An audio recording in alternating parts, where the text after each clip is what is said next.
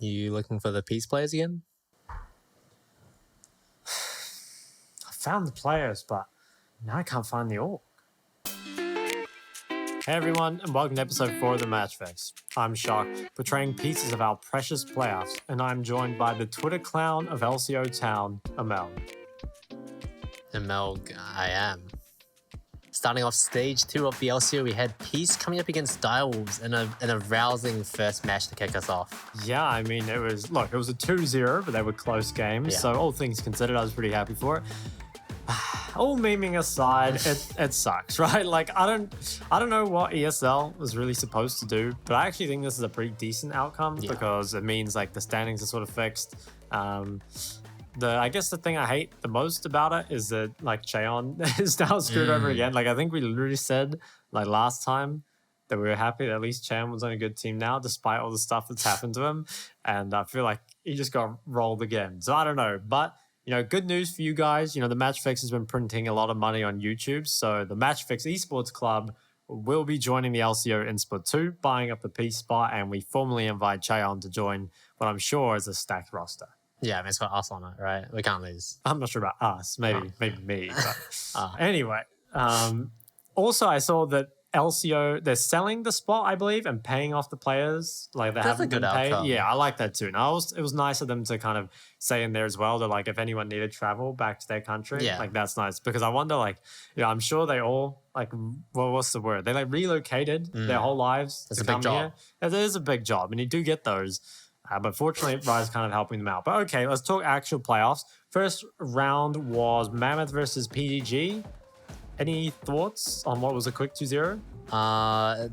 That's about it, really. It was a quick 2-0. I don't think anyone was really surprised with how it went down. I think first the drafting from Mammoth's bot lane was real weird. Like I think they played Samira and Jinx, and I feel like those are very, very off meta, and obviously it didn't really work out. There was one Samira team fight in game 1 where I felt like if Voice were more fed, actually would have been good, but they were just so far behind, it didn't really matter. Just the entire map was kind of collapsing. I think Dajong actually had a pretty good showing in game 1, but that was we're really reaching here to find something nice to talk about. I mean, it just wasn't great. I do think that PGG are obviously quite a bit better, and PGG have been scrimming, as far as I know, PCS and BCS teams. So I guess we'll find out in future how that's actually going for them in terms of actual, how good are they as a team, right? It's not like Mammoth is the best indicator of that. But also maybe a little bit of inspiration from PCS, I feel like. You saw Chippy's on the Darius versus Sion, I think it was. So there was a Darius in PCS as well. That could be it. True. Regions colliding. Yeah, I mean, I'm sure all our viewers have been watching the PCS and they already know about the Darius pick, right? They do. But yeah, it definitely is interesting to see I guess how it's adapted PGG so far. I think especially in their match against Direwolves, we'll hopefully start to see more of that as well. And we'll see if their decision around scrims actually does pay off or not. I have to say the one highlight for me from the match was the Dancing Shelly. I think that one really nailed it as a good match for me. Oh, and also Kitty's dance too. What is this? I don't know. As Kitty Kitty came in, she's become the herald. It's the Shelly dance. Moving on to day 2, we had Bliss coming up against Kanga. Now, we thought this one was probably going to be one of the closer ones of the first round of stage 2 or whatever the format is. But Bliss kind of just ran away with it in both games, I feel like. I feel like the key sort of defining pick for me in that series was the Gragas being flexed into mid for Daystar, which was really interesting. I think the Gragas mid thing is pretty good. I think Gragas is sort of underrated as a solo laner. He's pretty hard to poke out. He scales pretty well. I think with the Catalyst build as well, it makes it a lot harder to deal with because some mages would get to the point where Gragas sustain wasn't really enough, but now that's not really the case as well. I do think the drafting from Kanga was really, some will say curious, others will say freaky, some will say even worse things, but I think it was really weird. Okay, game 1, it's we first picked, I think it was the Annie. I feel like that makes sense, no complaints from me. But then I think from then on, it got really weird. So I think their 2-3 was a Mumu and Tristana. So the thing with the AD mids in the meta, I feel like the AD mids are not that strong, but the reason they're played is because the AP junglers are really, really strong. In a way, Elise and Maokai aren't really actual champions because they always get banned, right? Like how often do you actually see Elise Maokai? And when you do, they get pretty strong anyway, right? They do well, some might say. And so after that, the reason AD mids might get played is because you might play something like a Sejuani. Obviously, you can play AD or AP with Sej. People are forced to build Mercs against her because she just has so much CC. And she appears well with melee. So like that's another way you can play AD. But then after that, normally it goes to Vi Wukong. And there's some sort of AP junglers, like there's stuff like Lilia that's experimented with. But it's not seen as often, right? I guess Gragas is another one that you could play it with. My point is that you play these AD mids to allow for what is like currently overtuned AP junglers, right? But if you're forcing an AD mid in Tristana and you pick a Mumu as your like AP jungler, that's not good. Like the champ itself, Jace or Tristana, I guess. Yeah, I was thinking Jace because it was played later. But Tristana and Jace and a lot of the other AD mids, they're not really strong on their own. Yeah. Like you need a good duo. Exactly. You're picking it because you don't want to play double AP mid jungle. And if you have an AP jungler, you should pick an AD mid. Like that's basically it. So when they just go here and lock in Amumu and Trist, it's like, okay, sure, we got the AP jungler, but is Amumu a good jungler? Like, no, I don't really think so. And then we've just got a blind Tristana. So it's like, okay, we can just come here and counter it. And they end up flexing the Gragas mid. Tristana can't really snowball do anything into it because I think the Tristana, it's like, in theory, scales well, but like in this game, Fido ended up being the only real carry of his team. Yeah. I think it was like, there's like 2 tanks or something. I know there was a Scion. It was like Scion Vi or something, right? And you're the only DPS on your team. Like what happens to you? If you try and DPS, you just get altered. So how can you even play the game? And then, oh my God, I'm just going on a tear now. Like, why did we blind Ornn instead of Scion, man? Like there's the top lane tanks. There's like Scion, which I think is probably the best. There's like Jax, which is somehow now a tank DPS, assassin, mage, you know, every The new Cassandra. Yeah, and then there's still Cassandra as like a counter pick. Yeah. So why did we just blind Ornn? Like it's so random. Even Gragas is like a good top lane tank. Like we could take Gragas early in the draft too. So I think game 1 from Kanga, like just I have no clue what they're doing in draft. Oh, you're really upset. Yeah, but let's go. Do you have anything for the game for game 1? Not really. I just wanted to circle back around to the Gragas pick because I feel like flexing at mid has so much value. And I don't know if Kanga were even expecting it really because, you know, if you see Gragas in the game with Why Not in it, you would expect Why Not to be on it, right? Yeah, so I feel like fair. there's sort of a bit of a factor there as well. I don't know how much they've revealed in the scrims and such, but I thought that was a cool adaptation by Bliss to make. And I think it shows that, you know, they're still willing to do slightly less orthodox picks going into stage 2, which is a good look for them. And then, yeah, going into game 2, Kanga tried to do the same thing as well, but they definitely don't do it as well. Yeah, I think, you know, game 1, draft diff. Game 2, I'm saying player diff. Like, oh my God. I feel like there was just like a lot of inting. I remember just across the game, like top, I remember got solo killed at some point.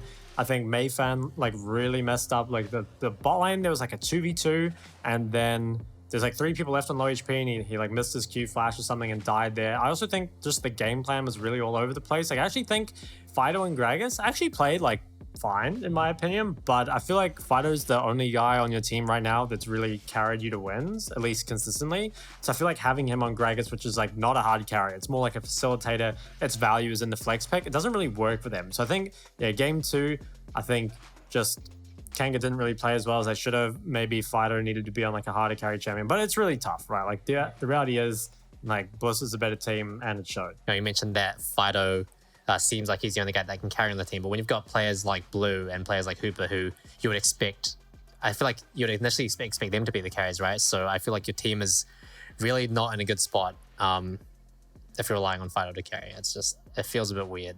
Yeah, I mean, I think it is sort of strange that Blue and Hooper have kind of, not really like had a lot of impacts. I definitely thought like Hooper especially was pretty good coming in on this split.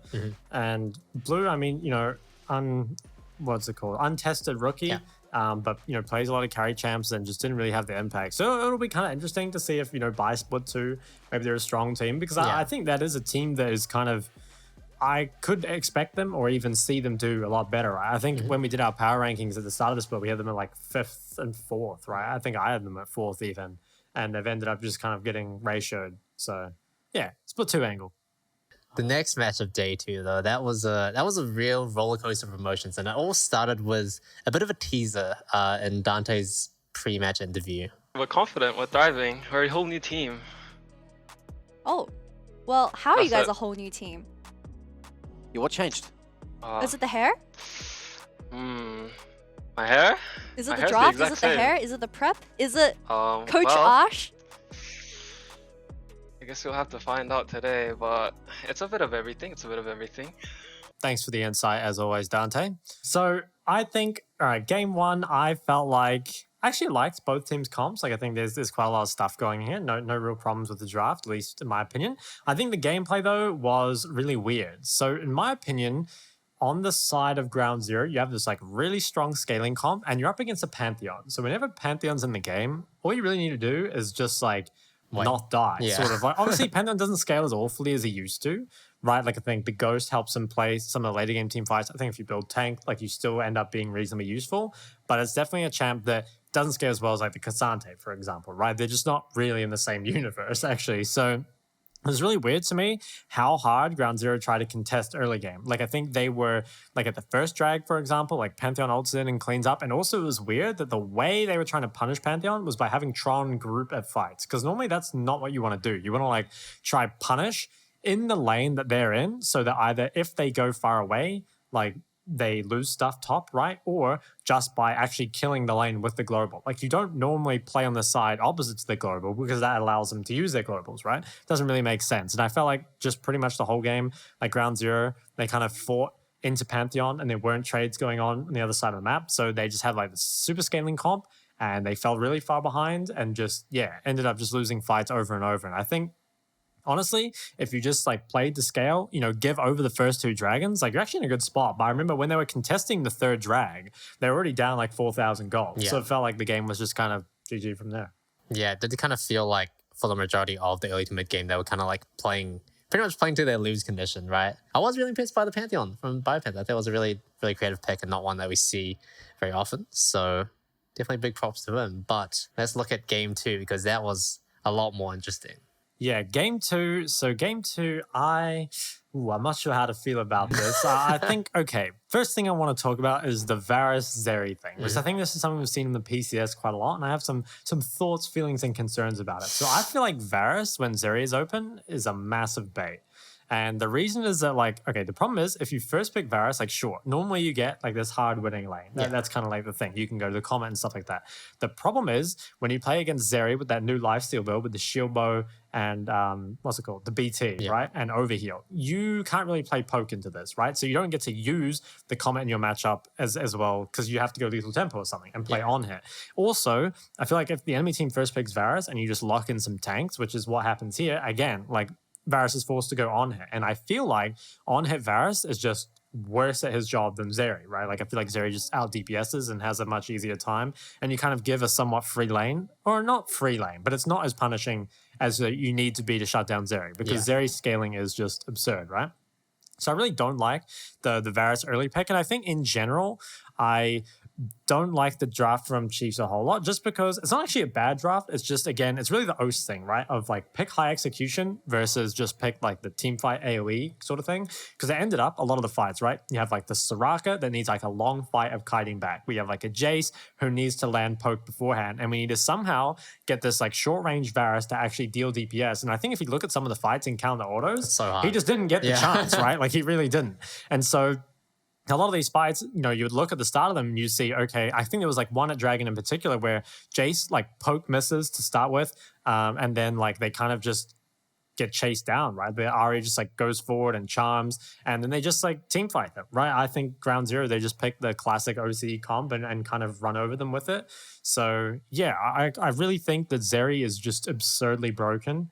Especially Zeri Lulu, which didn't get picked here. It was Zeri Rakan, but I think that's insane. Maybe they didn't pick it because I think we actually said in the past that like Bulldog on not engaged supports, like they didn't normally look as good without it. I think it was actually last year with Direwolves, but I remember there was one playoff series sometime last like 4 year. Lulus, Yeah, right? he played like 4 Lulu games. I'm sure he doesn't want to repeat that. Probably. Like maybe they do need his engage. I can kind of respect that. So I think, it was just like, felt like way easier to execute comp for Ground Zero.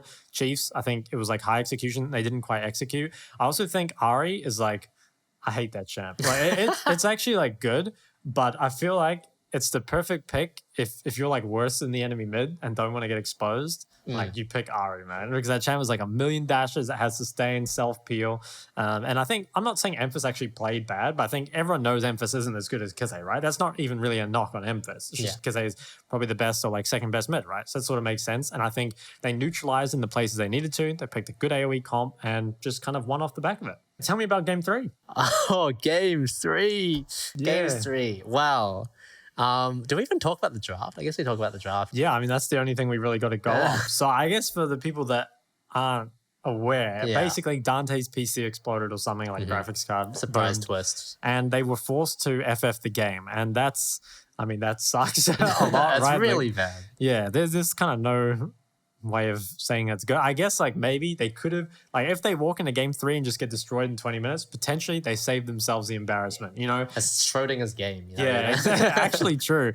It's like now anything could have happened in that game. You know, people are saying the Ground Zero was favored in the draft. You know, maybe they win that game and move on, or maybe, it's like a fluke that they won that game and they just get annihilated straight after. Who's to say? I feel like the draft, from what I remember of it, I can't even really remember it that well. I feel like a lot of people on Twitter and stuff was saying Ground Zero was favored. And I remember Ray said in his interview that he felt like their top side was good and just he wasn't really going to have a lot of impact in the game. Yeah. To be honest, I can't really remember the draft. Do you remember the draft? I just remember the J4 that was going to go support. Oh, yeah, that's right. Was it was really the J4 exciting. support Sedge Jungle. Yeah. Yeah, I remember that. Because it's been a while since we've seen that. Oh, yeah, and they had like a Draven too, right? Yeah. Oh, okay, it's all coming back to me. Yeah, okay. I guess it's like if Chiefs can snowball that game early game, like, yeah, they probably have the win condition. Otherwise, if it plays out kind of similar to before, Ground Zero of like the easy to execute comp. So who's to say who wins that game? I mean, we'll never know. Maybe for the best. Leading into our final match for the week, we had Kanga coming up against Ground Zero. And there were a lot of talent predictions actually for Ground Zero, like 2-0. Most of them were 2-0. So no spoilers, but this one definitely was far from a 2-0. Yeah, I think they got baited from the Chiefs thing. That's what I'm saying, man. They might have just got obliterated by Chiefs the very next game. So for game 1, straight from the draft, you definitely had a lot to say. Yeah. I was whining a little bit, maybe. I feel like... You could say that. Look, I think this entire series, we really experienced the Varus effect, which is where we think this champ is good, and it is, but it's not... You can't just pick it all the time and like not think about anything. So like what keeps ending up happening is like people pick Varus and then you verse a team that has like lifesteal on it and has like tanks on it. So it's too hard for you to play the poke build. So you're forced to go the on-hit build, which, you know, I think is actually good. But the problem is if you're playing an on-hit build and you can't actually hit, you just end up being useless. You're just on. Yeah, you're just the on part. And it didn't go so well. Also, I think putting Fido on Gragas, I feel like Fido, he's one of the major carries on the team, and Gragas is more of like facilitatory support pick. I think we even just said that before. But yeah, so I didn't really like it. And I felt like on the other side, like Ground Zero just kind of drafted more towards like what they want to do again. So game 1 did end up going in the favor of Ground Zero. Kanga kind of just picked the shit champion, couldn't do anything, lost the game. It was pretty easy pickings for Ground Zero. But going into game 2, they did decide to mix it up a little bit, and not in a good way. Yeah, so this time it was Kanga, or Ground Zero, excuse me, that suffered from the Varus effect. I feel like once again, like I think this was the game. It was Varus. And okay, so I remember at the end of the game or the end of like the draft, I was like, okay, Varus just cannot do anything, right? Like, and they first picked it as well. Yeah. Which was immediately answered with the anti-Sejuani, which when are you ever going to be able to do anything into that, right? Yeah, well, I feel like those two just by themselves aren't the end of the world, but it's like when you pile everything else on top, right? Because like what ended up happening is like Fido went for the Cassio, which was like really good into their comp. And like looking at that comp as Cassio, the only champ you're scared of is Poke Varus, right? Like a longer range carry threat. But the problem was that, again, Varus is like forced to go on here. I think that was the Samira game. Yeah. If I'm guessing. Yeah. So that was the one where there's, again, lifesteal AD carry, and they have a lot of champs that go forward. I think, again, it's just impossible to be Varus. And like, honestly, go into the fights and count the autos. Like, you just don't really get to play, right? And so I feel like, yeah, it was just a massive draft gap. And like, obviously there's like play and stuff that goes into this, but I really feel like when you're first picking, first pick and last pick in my mind are the two most important picks. Because like first pick is like sets the tone. You take the OP pick, it kind of like defines your comp. And red side last pick, it like counters their comp, right? Like one thing we used to always say on like Direwolves ages ago was that like blue side, it's more about like building that strong comp, like, you know, abusing the OP champs, whereas red side is more about like counter picking their champions and like trying to get winning lanes and win like that. And I feel like here, like they not only had losing lanes, but they also had a losing comp. So then they lost. I guess it's just the way the cookie crumbles. I do have to mention though, I feel bad for dropping in this, but Bulldog had a bit of a mishap on the Alistair. I think it ended up being play of the day actually. Really? Yeah. Oh no. He headbutted Blue on the Jax he knocked him up like while Jax was in the Counter-Strike, and then he headbutted the Jax with Counter-Strike into Dante. Yeah. And then that pretty much just like solo lost the fight for them. It was really tragic to watch. But at least he got play of the day. I think that counts for something.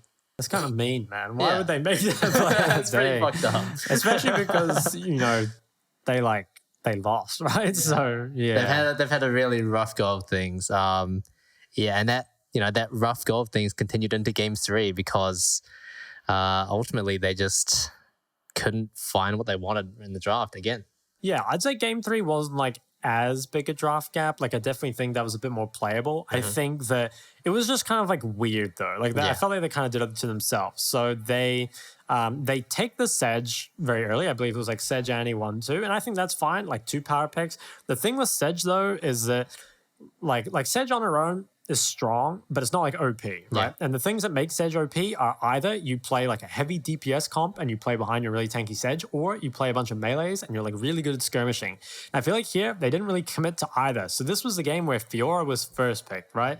And like if we don't have any sort of punish to Fiora first pick, like I don't know. You're just gonna lose the game. Yeah, exactly. I feel like there should be something, even if the matchup is like maybe not amazing.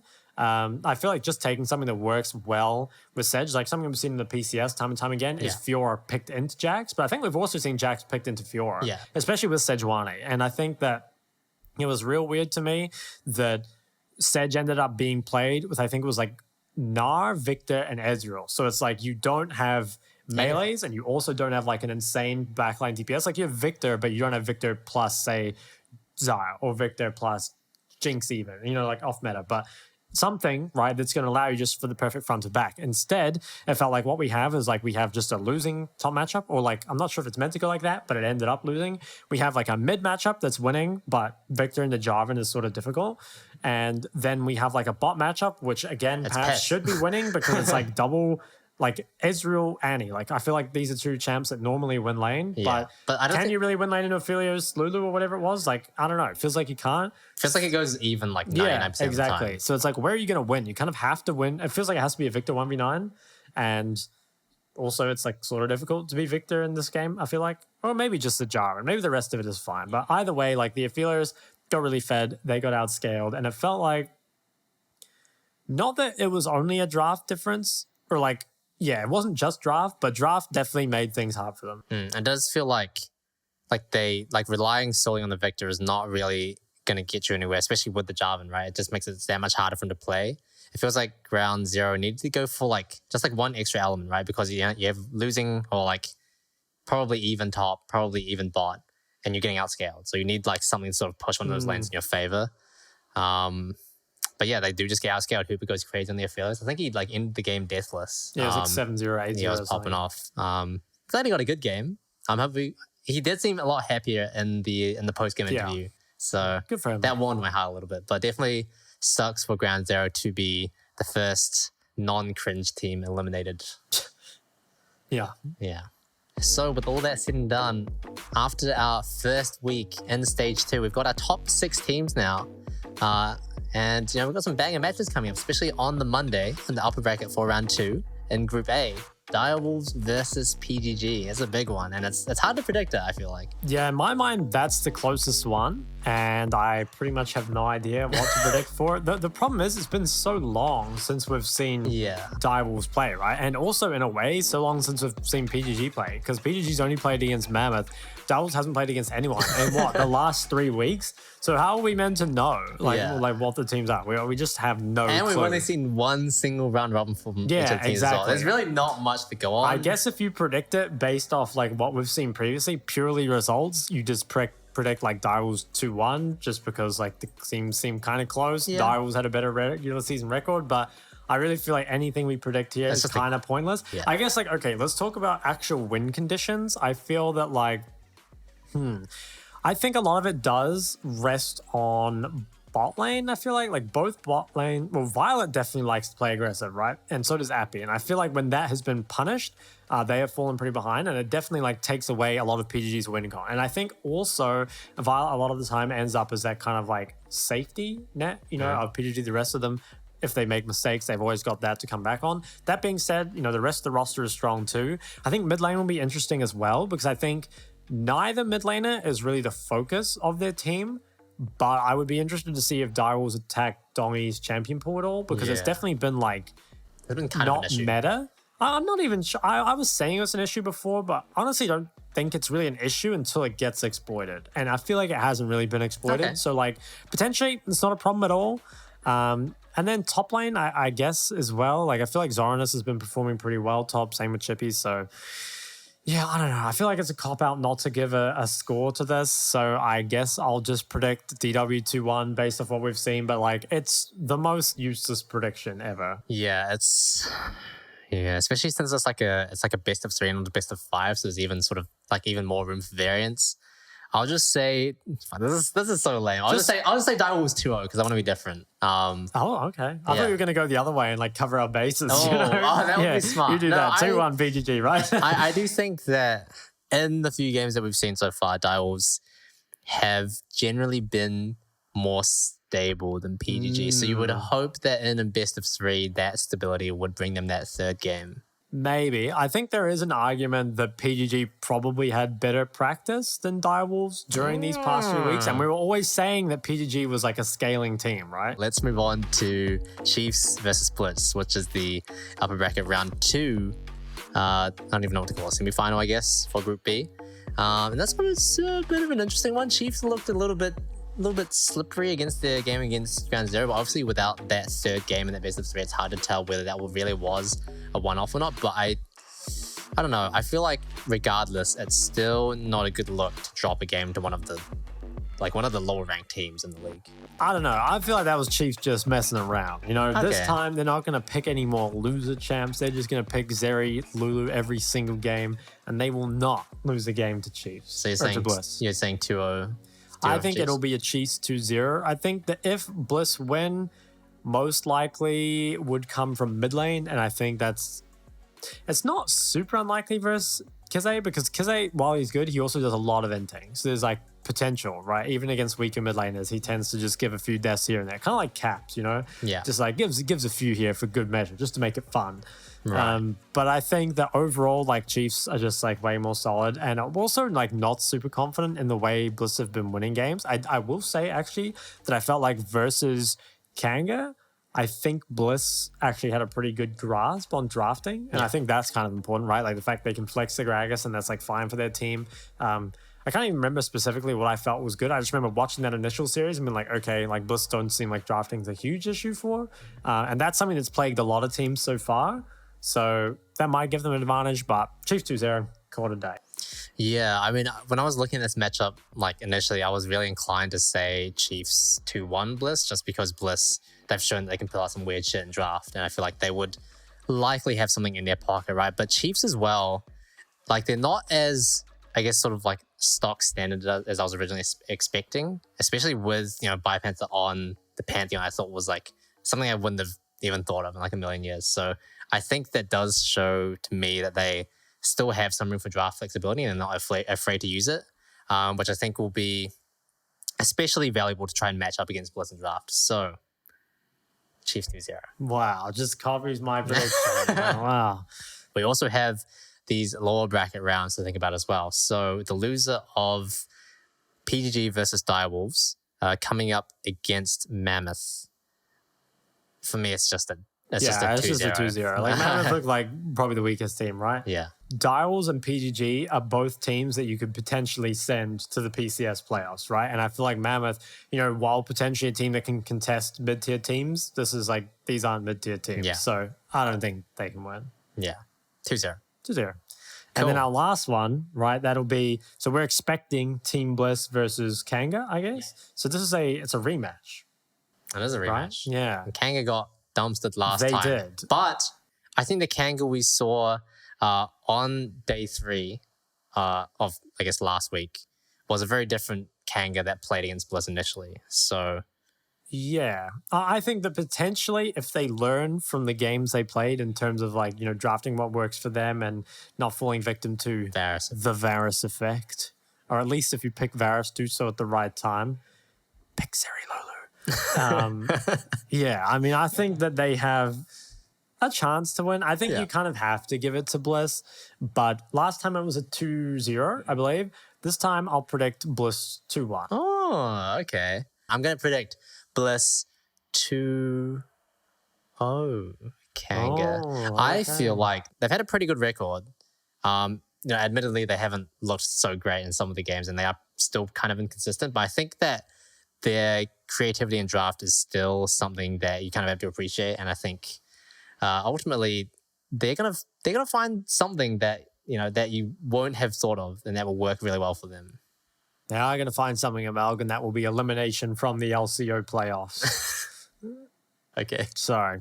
That was mean and heavy-handed. No, I mean, I don't know. I think you're right. The Bliss have shown better games, but at the same time as well, again, single best of one round robin, they haven't since then versed any really good teams, right? So I think it's pretty hard to tell how good Bliss actually are. Kind of in the same vein as every other team. I feel like LCO just having a random 3-week break is kind of thrown me for a loop, some might say.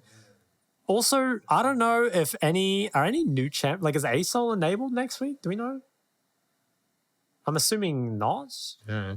Because it's enabled in PCS next week, twitch.tv/LoLPacific.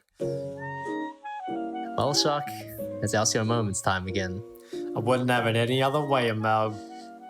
First moment for tonight is Kitty reminiscing, a bit of a blast from the past from DreamHack finals last year. Most infamous moments came from DreamHack where I threw a poro into the audience and it definitely landed into the entire audience and it was a very successful throw to say the least. Yeah. We have everyone's signature right here. So who wants this one? All right, I'm a really good thrower, trust me. Oh my god! Oh no! Oh dear Kitty! Can we get a second try? Skimmy, can you grab that? Okay, it's Rusty. Rusty is gonna throw it. Rusty throws it. Oh! There was better days when emelg wasn't just throwing matches. It's real. I'm not gonna need this one anymore, so I haven't practiced much throwing. Come on, toss it. Oh, be careful now, be careful. Sorry, it was a bad throw. It was a good throw. Emelg got all the way up to the second row. We also saw why not sort of have a bit of character development heading into stage 2. He's definitely matured. For some reason, when I was looking at him during that interview, it felt like he's just matured. They don't know Pepe laugh. Once again, another one of emelg's tweets makes it onto the broadcast. emelg said no. What a man. Just no. Oh. Just no. No. Kitty, can you repeat that? emelg told me I can't. Oh, okay. Well, There was also an LCO talent tier list with some base takes and some not. Also, you made it on there, not sure how. In the E tier, no less. But we saw MacMate have some choice gestures for Benvi. Benvi! Get out of it, huh?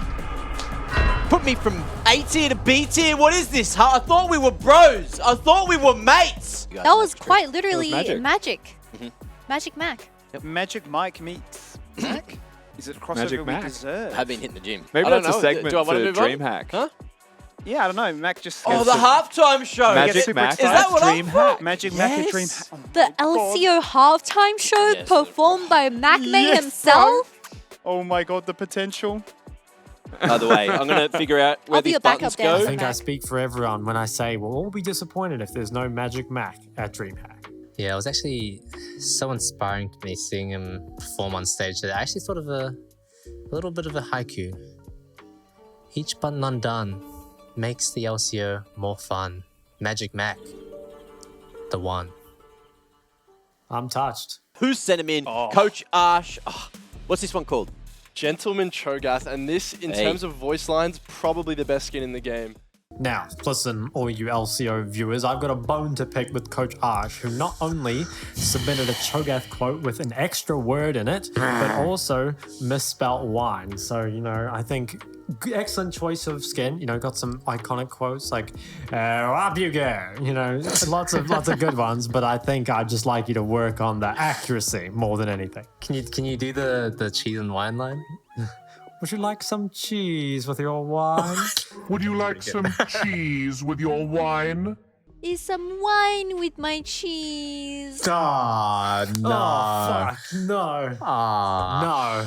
No. And with our content stream all dried up, I think it might be time to say goodbye. Skimmy, would you like to do the honors? It's been a treat to have me, or a treat for you to have me, I should say. A treat to have myself. What does it mean? Who knows? Well, what can I say? It's a treat to have me. We'll catch you next time for your weekly fix.